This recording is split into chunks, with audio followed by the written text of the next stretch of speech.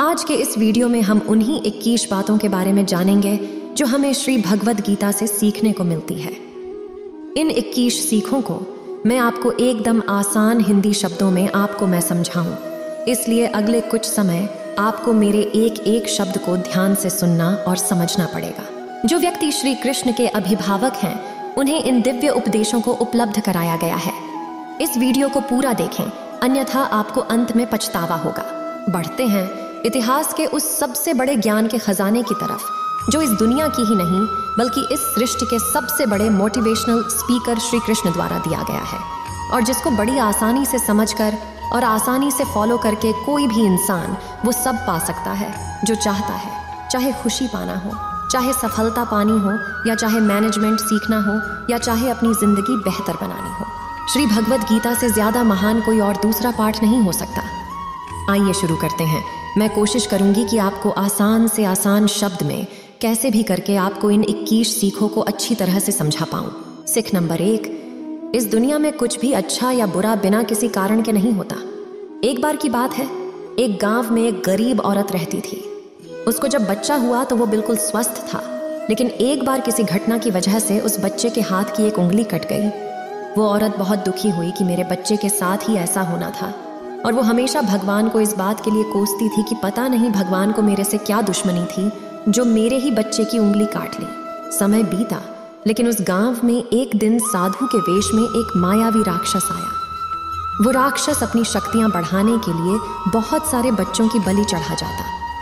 उसने इस बच्चे का भी अपहरण कर लिया, लेकिन जैसे ही वो उसकी बलि चढ़ाने लगा तो उसको अपने गुरु की शर्त याद आ गई कि जिस भी बच्चे की तो बलि चढ़ाना, उसके सभी अंग सही सलामत होने चाहिए, और उसको मजबूरी में उस बच्चे को जिंदा छोड़ना पड़ा। और उस दिन उसकी माँ को ये एहसास हुआ, और जो कि इस वीडियो की हमारी सबसे पहली सीख भी है, कि इस दुनिया में जो कुछ भी होता है, चाहे वो अच्छा बुरा या चाहे वो बुरा हो, वो कभी भी बिना किसी कारण के नहीं होता। सीख नंबर 2, आप किसी भी कंडीशन में कर्म किए बिना और उसका फल पाए बिना नहीं रह सकते।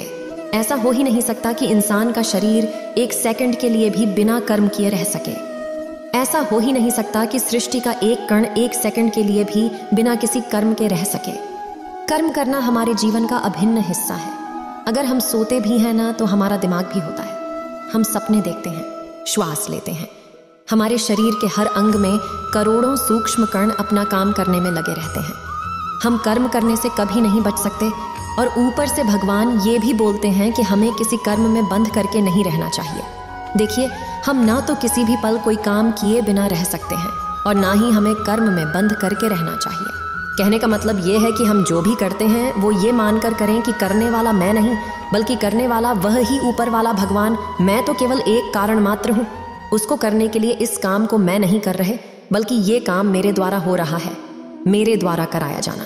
और जब हमारी सोच इस लेवल की होगी तो हमें कभी भी कोई भी दुख नहीं मिलेगा, हमें कभी पश्चाताप नहीं होगा, हमें कभी घमंड नहीं होगा।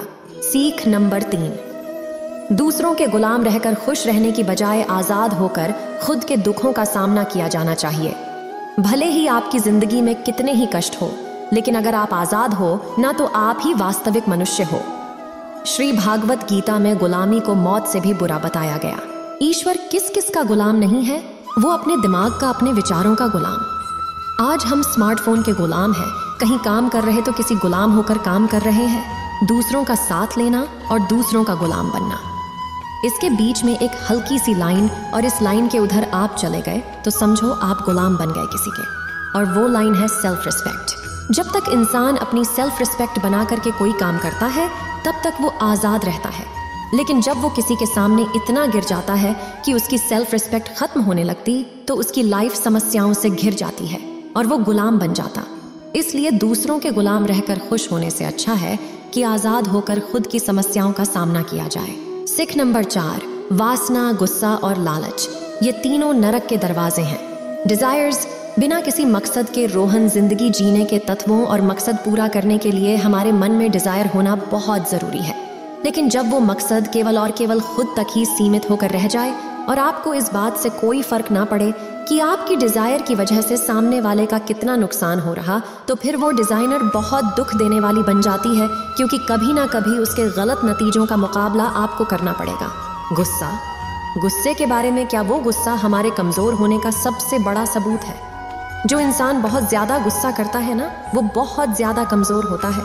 ठीक है, अगर किसी के अच्छे के लिए अपने गुस्से की एक्टिंग कर ली तो समझ में आता है, लेकिन ये क्या बात हुई कि बीपी हाई हो गया, आंखें लाल हो गई, पसीना आ गया, पूरे आउट ऑफ कंट्रोल हो गए। लालच, सोने की मुर्गी आपने सुनी होगी ना। कहानी थी एक सोने की मुर्गी वाली, जो मुर्गी एक दिन में एक सोने का अंडा देती थी। लेकिन एक दिन उसके मालिक ने अपने मन में लालच किया कि भैया, ये अगर मुर्गी डेली अंडा दे रही है तो उसके पेट में पता नहीं कितने अंडे होंगे और मैं डेली एक एक अंडा नहीं ले सकता। मैं आज इस मुर्गी का पेट काट कर पूरे अंडे बाहर निकाल लूंगा। और आखिर में क्या हुआ? मुर्गी मर गई। उसको अगले दिन से कुछ नहीं मिला। जितना उसको मिल रहा था ना, उसके लालच की वजह से वो भी उसके हाथ से छिन गया। वासना, गुस्सा और लालच, ये तीनों नर्क के दरवाजे हैं और मरने के बाद वाले नर्क की बात नहीं करना। नए नर्क समान जिंदगी जीना मरकर नर्क जाने से भी बुरा है। सीख नंबर 5, इंसान जब पैदा होता है तो नंगा आता है और जब मारता है तब भी उसको ऐसे ही जला दिया जाता, उसके साथ में कुछ नहीं जाता है। वो कुछ नहीं लेकर जा पाता। लेकिन जिंदगी में जो कुछ भी आपको यहाँ आने के बाद मिला, वो आपके आने से पहले किसी और का था। और जब आप यहाँ से चले जाओगे तो वो सब किसी और का हो जाएगा। जो पैसा आपके पास है ना, आज जो नाम आपके पास है, जिस पोजीशन पर आप हो, उस पोजीशन पे आपसे पहले कोई और था। आज भले ही आप वहां नहीं, लेकिन कल कोई और आपसे छीन लेगा। और यही सृष्टि का नियम है और भगवत गीता की वो सबसे बड़ी सीख है जो आज हर एक पृथ्वीवासी को समझनी चाहिए। तो अगर बदलाव इस दुनिया का नियम है, तो फिर ऐसी कोई चीज जो हमेशा रहती है, वही तो चीज होगी जो हमेशा आपके जाने के बाद भी इस दुनिया में रहेगी। और वह इंसानियत है। सबसे पहले एक अच्छा इंसान बनिए। हर एक मनुष्य उस परमात्मा का अंश है और हमारे सीधे तार उस परमात्मा से जुड़े हुए हमारी आत्मा कभी गलत नहीं हो सकती। पर हम शरीर के सुखों के लिए गलत कामों में लग जाते हैं और उनका नतीजा भी गलत होता है। खैर छोड़ी, आज हमारे पास जो कुछ भी है, चाहे हमारा प्यार हो, कोई रिश्ता हो, पैसा हो या नाम, वो हमसे एक ना एक दिन जरूर छिन जाएगा, जरूर दूर चला जाएगा। और यही इस सृष्टि का नियम है कि जो कल किसी और का था, वो आज आपका है। लेकिन आज जो आप कहना है, वह आने वाले कल में किसी और का होगा। सीख नंबर 6, आज आप अपनी जिंदगी में जो कुछ भी हो, वह केवल और केवल आपकी सोच की वजह से। आज कोई भी इंसान अगर किसी लेवल पर है, चाहे वो लेवल ऊपर हो नीचे हो, वो केवल और केवल उस बंदे की सोच की वजह से, केवल और केवल वो आपके खुद के सेल्फ बिलीव की वजह से। अगर एक भिखारी कभी बनना चाहता हो और अगर वो बनना चाहे तो वो अमीर बन सकता है। दुनिया के किसी माई के लाल में इतनी हिम्मत नहीं है कि उसको अमीर बनने से रोक सके। और अगर एक अमीर बर्बाद होना चाहता है तो वो भी आसान है। अगर कोई क्रिकेट का भगवान है ना, तो केवल और केवल उसकी सोच की वजह से। अगर कोई एथलीट किसी कंपटीशन में गोल्ड मेडल तक, तो केवल और केवल उसकी मजबूत थिंकिंग प्रोसेस की वजह से कोई स्पोर्ट्स पर्सन गोल्ड मेडल लगा दे। किसी भी काम को एक्चुअल में यानी कि फिजिकली कंप्लीट करने में बहुत टाइम लग सकता है। 10 साल लग सकते हैं, 50 साल लग सकते हैं, यहाँ तक कि अपनी पूरी उम्र निकल सकती। लेकिन उतने साल तक अगर आप अपना मार्ग नहीं बढ़ते, तो वो केवल और केवल आपकी सोच की वजह से। अगर आपने अपने मन में किसी मंजिल को जीत लिया है, तो उसको एक्चुअल में जीतना मात्र एक औपचारिकता रह जाती है। भगवत गीता से मिलने वाली और इस वीडियो की साध्वी शीघ्र, इस दुनिया में सबसे शांत इंसान केवल वो है जिसकी बुद्धि और आत्मा दोनों एक पक्ष में, जिनका दिमाग और दिल एक तरफ। सुनने में जीवन वो ईश्वर कभी भी खुश नहीं रह सकता जिसके विचारों में बहुत सारी इच्छाएं होती हैं। और जब इच्छाएं पूरी नहीं होती ना, तो संबंध के अंदर क्रोध विदा होने लगता है कि मेरा ये काम क्यों नहीं। और अगर आप अपने आप को काबू में करके वो कर पाते हैं जो आप करना चाहते हैं और जो वास्तव में सही है और आपको संतुष्टि देता है, और जो कि वास्तव में आपको करना चाहिए, तो आपको खुश रहने से कोई नहीं रोक। हमारे मन के अशांत रहने का सबसे बड़ा कारण यही है कि हम बहुत सारे डिजायर के पूरे होने की शर्त पर खुशियों को बांध के रख देते हैं एक कोने में। जबकि हैप्पीनेस क्या है? It's just a state of mind. खुशी एक मानसिक अवस्था होती है। इसलिए ही कहा जाता है कि जो आपका मन करे वह कीजिए। अगर आपका मन करता कि यार खुले आसमान में उड़ा भरूं मैं, तो उड़ान भरिए, अपने विचारों को अपने दिल से सहमत रखें। सीख नंबर 8, कोई भी काम अच्छा और बुरा केवल एक वजह से बनता है कि उसको करने के पीछे आपका इरादा कैसा, आपका इंटेंशन क्या है। उसको करने के पीछे आप उस काम को करने के जाते हैं। क्या आप उस काम को इसलिए कर रहे कि जिससे आपको कोई स्वार्थ पूरा हो, या आप उस काम को इसलिए कर रहे हैं कि किसी का भला हो जाए। काम भले ही एक ही हो, लेकिन उसका नतीजा इस बात पर डिपेंड करता है कि आपका उद्देश्य सही है या बुरा है। महाभारत के युद्ध में लड़ाई पनडुब्बी कर रहे थे। वह लड़ाई और अधिग्रहण पर दोनों के उद्देश्य बिल्कुल विपरीत दिल पाने उधर निकले युद्ध कर रहे थे, और कौरव अधर्म के लिए दोनों एक ही मैदान में थे और दोनों ही अपनी पूरी ताकत के साथ एक दूसरे से लड़ रहे थे।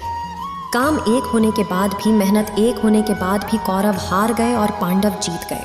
कारण था इंटेंशन, इरादा। एक इरादा सही था, दूसरे का गलत। इस वीडियो की और भागवत गीता की 9वीं सीख है, सच्चाई और अच्छाई को ना कभी हराया जा सकता है और ना कभी छुपाया जा सकता है।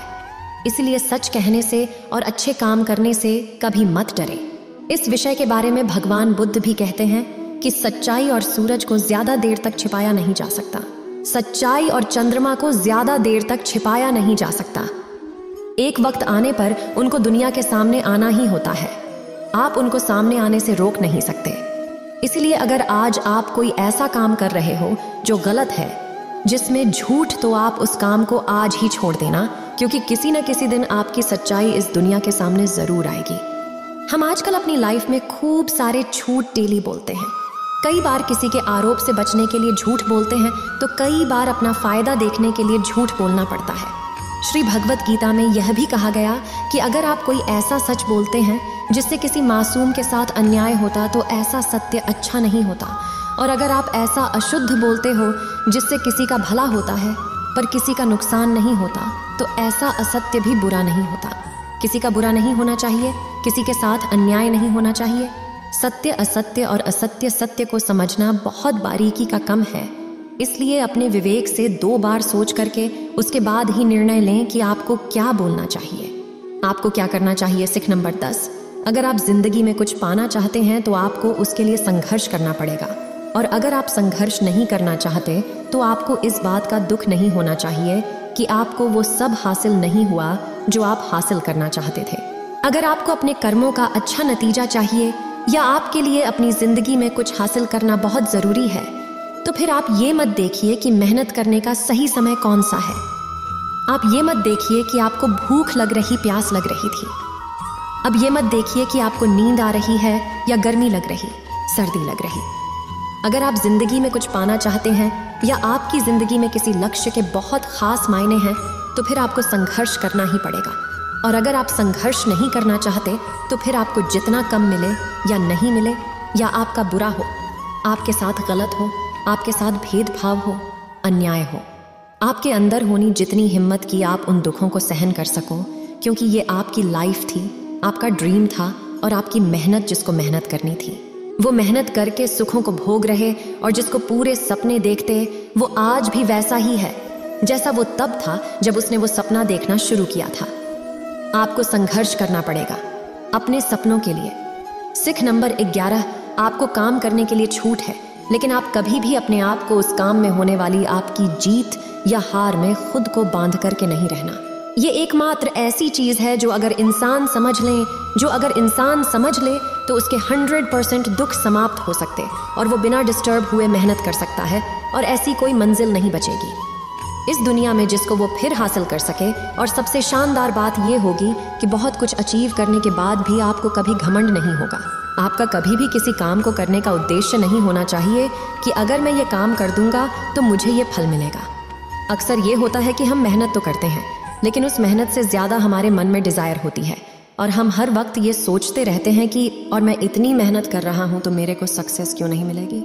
मैं तुम्हें नीचे रिफ्रेश बढ़िया करता हूँ और हमारी एक्सपेक्टेशंस इतनी हाई हो जाती है जितनी हमारी मेहनत होनी चाहिए। लेकिन अगर आप अपने काम में सफल नहीं हो पाते तो एक बात आपको ज़रूर याद रखनी चाहिए कि अगर आप इस काम में सफल नहीं हुए तो कोई और इस काम में ज़रूर सफल हुआ होगा, क्योंकि उसने आपसे ज़्यादा मेहनत करी होगी। और अगर वो सफलता उसको न मिलकर आपको मिल जाती तो उसके साथ में अन्याय होता। कहीं ना कहीं अन्याय होता है क्योंकि उसने आपसे ज़्यादा मेहनत करी है, क्योंकि उसके कर्म आपसे ज़्यादा संघर्षशील रहे। और जिस दिन आज तक कर्म सबसे ज़्यादा संघर्षशील बन जाएगा, उस दिन सफलता आपकी भी हो जाएगी। लेकिन श्री भगवद गीता में श्री कृष्ण रिजल्ट के बारे में सोचने से तो क्लियर माना करते हैं कि अर्जुन को चाहे ये लड़ाई जीते या हारे तो आएगा, मेरे पास ही ना तो ये है कि तू जीत करके कहीं और जाएगा, और ना ही ये कि तू हार करके कहीं और चला जाएगा। जैसा सब पहले था वैसा बाद भी होगा। इसलिए तू उठ और इस युद्ध के परिणाम के बारे में सोचे बिना ये समझकर लड़ाई कर कि ये लड़ाई तू नहीं बल्कि मैं यानी कि खुद श्री कृष्ण कर रहा हूँ। और फिर जो भी परिणाम आए इस लड़ाई का, कि अर्जुन को केवल लड़ाई लड़नी थी वो लड़ा, और श्री कृष्ण का काम परिणाम देना था। उन्होंने दिया। श्री कृष्ण ने कहा है कि हे अर्जुन, वो तो केवल एक जरिया है, उस काम को करने दो, तो केवल एक छोटी सी वजह उस काम पर वास्तव में तो मैं कृष्ण ही कर रहा हूँ। उसका कि दोस्तों आप केवल अपनी मेहनत पर ध्यान दीजिए। कोई आपको लूजर कहे या आप उस फेल्योर हैं, आपका काम है केवल काम करना, अपना काम करते रहे। सिख नंबर 12, इस दुनिया में हम सब अपने आप को बेहतर बनाने के लिए आए हैं, कुछ बेहतर सीखने के लिए आए हैं, और जो ऐसा नहीं कर रहा वो हर दिन मर रहा है। इंसान का नाश 2 तरह से होता है। एक तो जब उसका शरीर बूढ़ा हो जाए, वह रगों में खून बहना बंद हो जाए और दिल काम करना बंद कर दे, तो उसकी मौत हो जाती, जिसको हम सब जानते हैं। और दूसरी बात का वो दिन जान गए। दूसरा नाश कब होता है? जब वो अपने मन से हार जाता है और अपने मन में ये बिठा लेता है, इस काम को मैं नहीं कर सकता। जब इंसान अपने आप को समस्याओं के सामने इन्फीरियर समझने लगता है कि ये मेरी समस्या मेरे से बहुत बड़ी है, मैं नहीं कर सकता। और जब इंसान की हिम्मत मरती है तो इंसान भी जिंदा लाश की तरह हो जाता है। इसीलिए श्री भागवत गीता में कहा गया है कि हमारी आत्मा हर जन्म में अपने आप को बेहतर बनाती हुई अपनी यात्रा में आगे बढ़ती रहती है, और जब उसका एक लेवल आता है तो वो परमात्मा से मिल जाती है और फिर शरीर को वापस धारण नहीं करती। हमारी जो उत्पत्ति है ना, वो अगर उस परम पिता से हुई है, जिसको हम भगवान कहते हैं या अल्लाह कहते हैं या जो कुछ भी कहते हैं, धर्म आपके अलग हो सकते हैं, पर सोचिए अगर आपको बनाने वाला वो है, अगर वो इतना मजबूत है तो आप कमज़ोर कैसे हो सकते हैं। इसलिए हमें कभी भी अपने मन से हार नहीं माननी चाहिए। श्री भगवद गीता की और इस वीडियो की 13वीं सीख है कि इस दुनिया में सबसे ज़्यादा हिम्मत वाले और सबसे ज़्यादा ताकत वाले वो लोग हैं जो माफ़ करना जानते। एक बार ज़रा सोच करके देखिए कि भगवान को कौन सी चीज़ भगवान बनाती है। श्री भगवद गीता में श्री कृष्ण ने कहा है कि चाहे कोई कितना ही पापी इंसान हो, अगर वो भी अपने बुरे कर्म को छोड़कर अच्छे कर्म करना शुरू कर दें तो उसको वो अपना लेते। यानी कि भगवान इस पूरी सृष्टि के मालिक होकर भी कितने नेक दिल हैं। उनके दिल में सबके लिए जगह, उनके लिए सब सम्मान माफ़ करना महान व्यक्तित्व की निशानी होती है, क्योंकि माफ़ वही कर सकता है जो किसी न किसी रूप में या किसी न किसी नज़रिए में सामने वाले से बड़ा हो, चाहे वो उम्र में बड़ा हो या चाहे वो अच्छे काम करके बड़ा हो या चाहे बहुत सारे पैसे कमा के बना। किसी की गलती पर नाराज़ होना या उस पर गुस्सा करना बहुत आसान काम कोई भी कर सकता है, लेकिन हिम्मत वाले लोग हैं, गलती करने वाले को माफ़ करके एक और मौका दे सकते हैं। सिख नंबर 14, इस दुनिया में जब भी कोई इंसान महान बनकर कुछ करता है ना, तो बाकी की दुनिया भी वैसा ही करती है। आजकल हम देखते हैं कि जब कोई फिल्मी हीरो ऐसी नई हेयर स्टाइल के साथ किसी मूवी में आता है या किसी एक अलग नए डांस स्टेप्स के साथ आता है तो वो ट्रेंडिंग में आ जाती है, हर कोई उसकी कॉपी करता है। ताज्जुब की बात यह है कि ये देखिए कि ये बात श्री कृष्ण ने महाभारत में कही थी, जो कितने ही हजारों साल पुरानी बात है कि हे अर्जुन, अगर तू लड़ाई नहीं करेगा तो हर कोई तेरी बुराई करेगा और तेरे वंश को गालियां देगा कि अर्जुन कितना कायर था।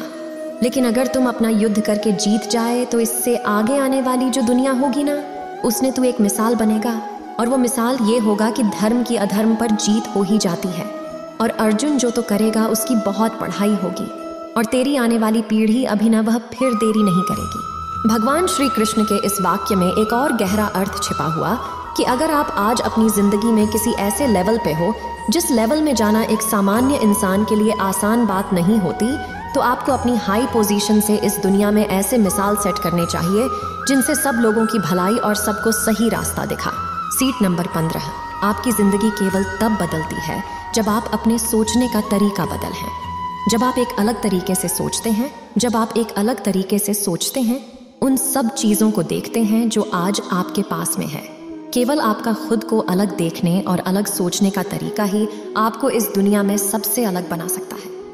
हम सब अपनी लाइफ में बहुत कुछ करना चाहिए। हम सब सपने देखते हैं कि मेरे पास करोड़ों रुपए हो, मेरे पास एक शानदार बड़ी सी कार होनी चाहिए, मेरे पास बहुत ही प्रॉफिट वाले बिजनेस होने चाहिए।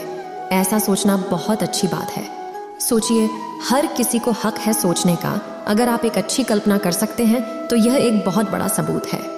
इस बात का कि आप जिंदा हैं और अपनी जिंदगी जी रहे। आप तो अपने बड़े बड़े सपनों के साथ में अपना सोचने का तरीका भी बदलना पड़ेगा।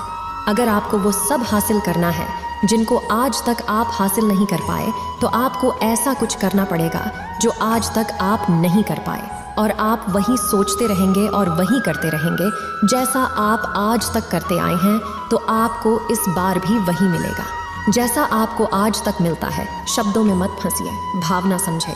कुछ अलग पाने के लिए कुछ अलग करना पड़ता है। अपने सोचने का अलग नजरिया, आपका अपनी परिस्थितियों को देखने का अलग नजरिया और अपने काम करने का एक अलग यूनिक तरीका ही आपको एक अलग यूनिक और महान इंसान बना सकता है।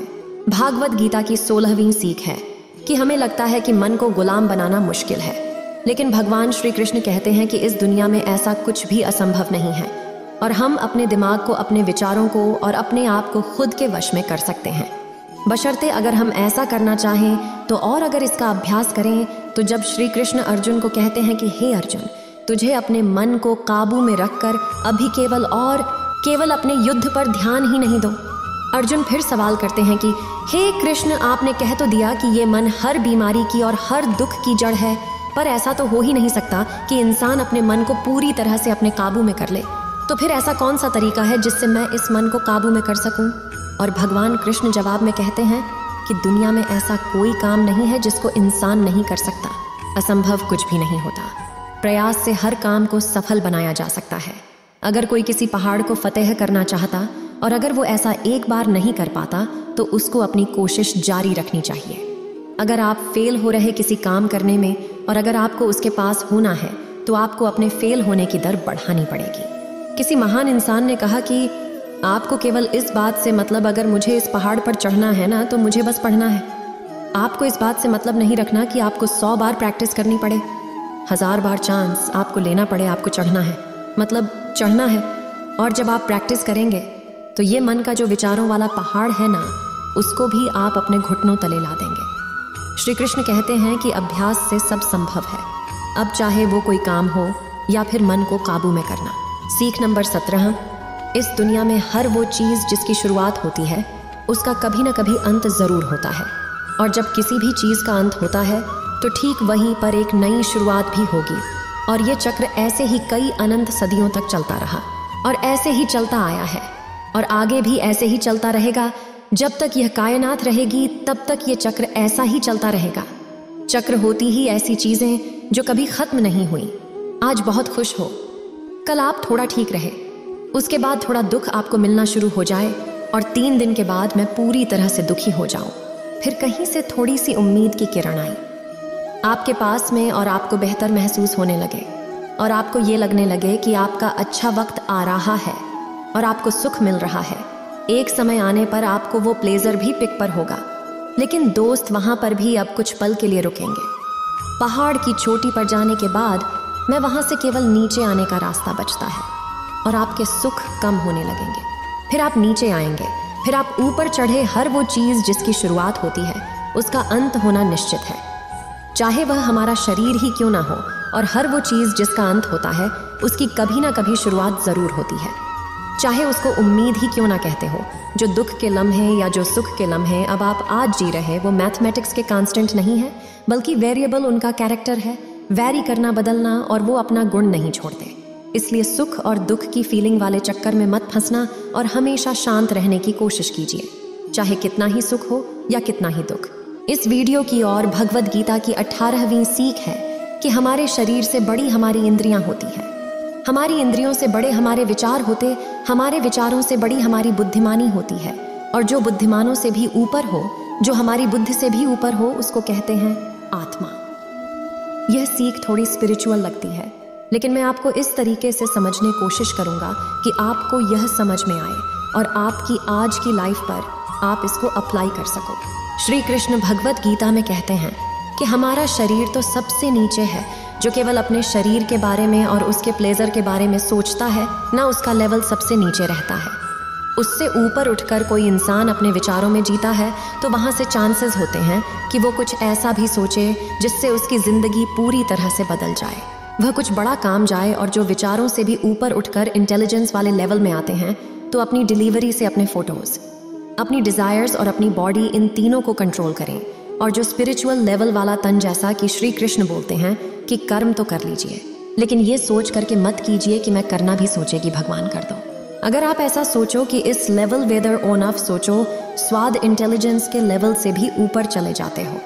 सिख नंबर 19, खुश रहना या दुखी रहना आपकी खुद की मानसिक अवस्था है और इसका बाहरी दुनिया से कोई लेना देना नहीं। ये खुशी और दुख जैसे मान लो कि ये 2 कुएं हैं और अब आपकी मर्जी है कि आप कौन से कुएं में रहना चाहते। अगर आप खुशी वाले कुएं में हो ना, तो कोई कितना ही वहां से आपको निकालने की कोशिश करें, आपको दुखी करने की कोशिश करें, पर यह आप पर निर्भर है कि आप उस खुशी वाले कुएं से बाहर निकलना चाहते हो या नहीं।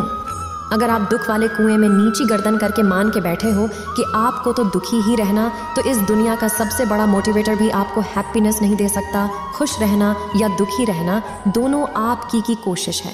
आप जैसा रहना चाहते हैं वो आपकी मर्जी। सिख नंबर 20, इस दुनिया में हमारा सबसे बड़ा शत्रु हमारा मन है। अगर हम उसको वश में नहीं कर पाते हैं तो एक बार जरा सोचिए कि हर इंसान मेहनत क्यों नहीं कर पाता, हर इंसान खुश क्यों नहीं रावत, हर इंसान सक्सेस हासिल क्यों नहीं कर बन, क्योंकि हर कोई अपने मन को काबू में नहीं रख पाता। यह मन हमारा सबसे बड़ा शत्रु है। अगर ये हमारे काबू से बाहर निकल जाए तो यह एक ऐसी चिड़िया है जिसको पकड़ने में अच्छों के पसीने निकल जाते हैं। अगर हम चाहे तो हमारे मन को हम अपने सबसे बड़े मित्र में बदल सकते हैं। हम अपने मन को काबू में करके उन सब कामों को बेहतर ढंग से कर सकते हैं जिनको करने में हमें मज़ा नहीं आता, लेकिन जिनको करना हमारे लिए ज़रूरी होता है। जी हाँ, मैं बात कर रहा हूँ सेल्फ डिसिप्लिन। अगर हम सेल्फ डिसिप्लिन रहते हैं तो हमारे लिए इस दुनिया में कुछ भी पाना मुमकिन है। इस वीडियो की आखिरी और 21वीं सिख है कि लाइफ ना तो पास्ट में है और ना ही फ्यूचर में। अगर लाइफ है ना तो केवल वर्तमान है। हम पास्ट को याद तो कर सकते हैं और उसमें किए गए कर्मों के फल को भुगत सकते हैं।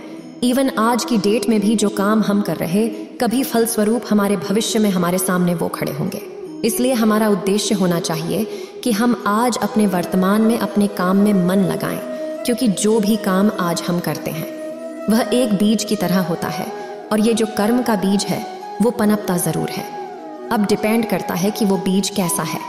उसी हिसाब से कभी कभी जल्दी और कभी कभी थोड़ा लेट उसका पेड़ ज़रूर बड़ा होता है, लेकिन बीज से पेड़ ज़रूर बनता है। नाम से कोई इंसान अच्छा या बुरा नहीं होता, बल्कि उसके कम से होता है। कर्म ही उसको अच्छा और बुरा बनाते हैं, और क्योंकि इंसान की पहचान नाम से ज़्यादा उसके काम से होती है, इसलिए इंसान को हमेशा बड़े काम करना चाहिए। उम्मीद है आप सभी को यह वीडियो अच्छी लगी होगी।